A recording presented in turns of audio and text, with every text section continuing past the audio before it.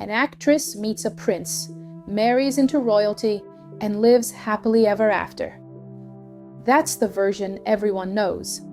That's the fairy tale the world was taught to expect. But what if this story was never about becoming a princess? What if the real story begins after the cameras turn off, after the headlines fade, when a woman realizes that the palace she once dreamed of is not a sanctuary, but a cage built on silence, rigid rules, and relentless sacrifice? This is not the story the palace wanted the world to hear, and not a love story wrapped in crowns and carriages. This is the story of Meghan Markle, before the crown, inside the system, and the moment she made a decision that shocked the monarchy, divided the world, and changed her life forever.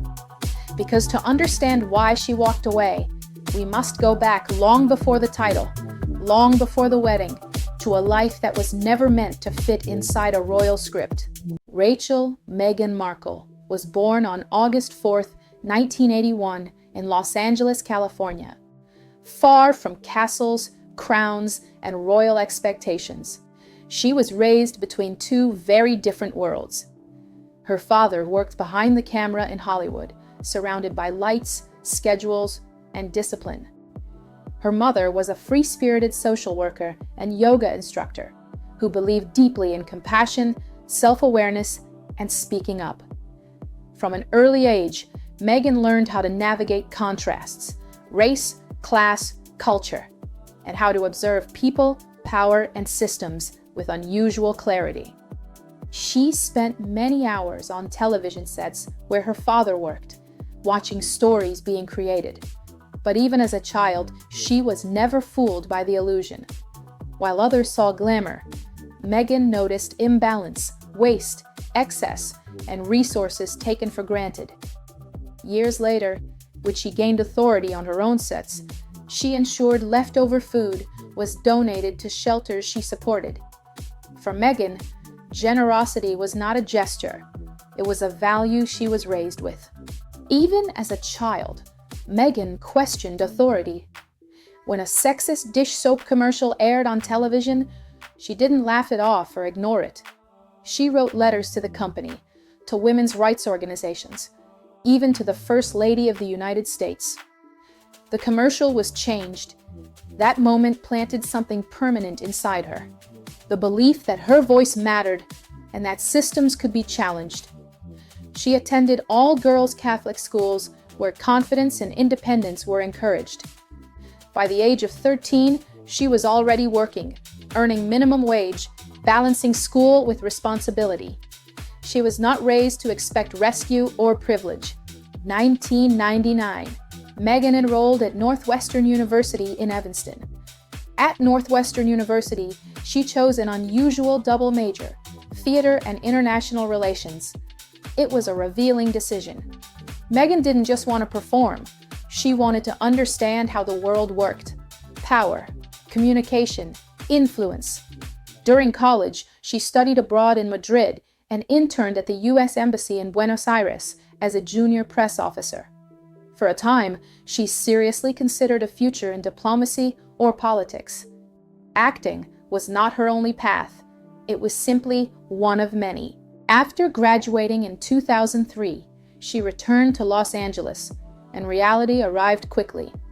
Auditions, rejection, uncertainty. To pay her bills, she worked at a stationery store in Beverly Hills and supported herself through freelance calligraphy, handwriting invitations for elite events.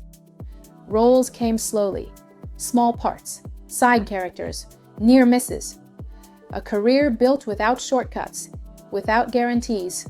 Then came Suits. In 2011, Meghan landed the role of Rachel Zane, and everything shifted. The show was filmed in Toronto, and for the first time, she experienced stability and creative fulfillment. Canada became a second home. During this period, she launched The Tig, a lifestyle blog she wrote herself about food, travel, fashion, and moments of clarity. She named it after an Italian wine, Tignanello, describing it as a aha moment when understanding suddenly clicks. In 2017, she shut the blog down, unaware that she was about to lose control of her narrative forever. Long before royalty, Meghan was already an activist. She volunteered at soup kitchens.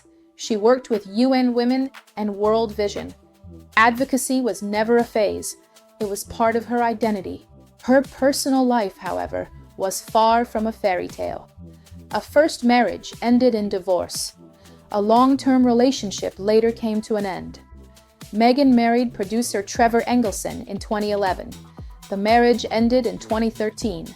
She later dated Canadian chef Corey Vitiello. That relationship ended in 2016. Then, everything changed. A mutual friend introduced her to Prince Harry. No press, no palace, no fairy tale, just two people meeting quietly in London. Their connection was immediate, but not superficial. They talked about humanitarian work, purpose, trauma, and the weight of public life. Harry was not the carefree prince the tabloids portrayed. He was a man shaped by loss, haunted by his mother's death, and deeply distrustful of the media. Meghan didn't see a prince. She saw a human being. And that was the problem. Once Meghan and Harry's relationship went public, everything changed. Headlines grew harsher. Quiet criticism turned into open hostility. Her past, her independence, her every move was scrutinized and used against her. Inside the palace, the rules were clear. Adapt, stay silent, blend in. Tradition came before individuality, image before truth. She was told how to dress, how to speak, when to smile, and when to step back. Endure. That was the expectation. As Meghan married Harry and entered royal life, pressure grew. Protocol replaced privacy. Control replaced freedom.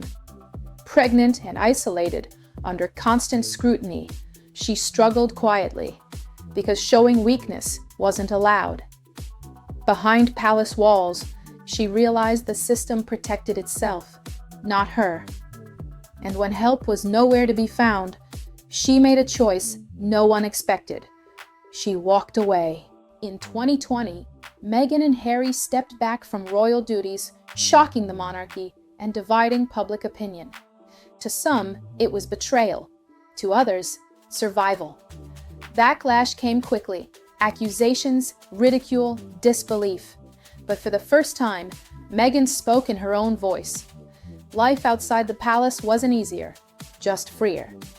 Financial independence replaced royal security. Media attacks continued, and finally, her story belonged to her. In recent years, Meghan Markle and Prince Harry have remained under intense global scrutiny.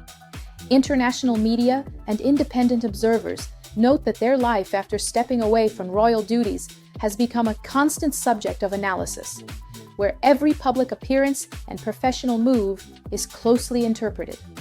Many outlets suggest their increased visibility reflects an effort to shape their own narrative outside the palace, while others see it as part of the challenge of building an independent life under the public eye.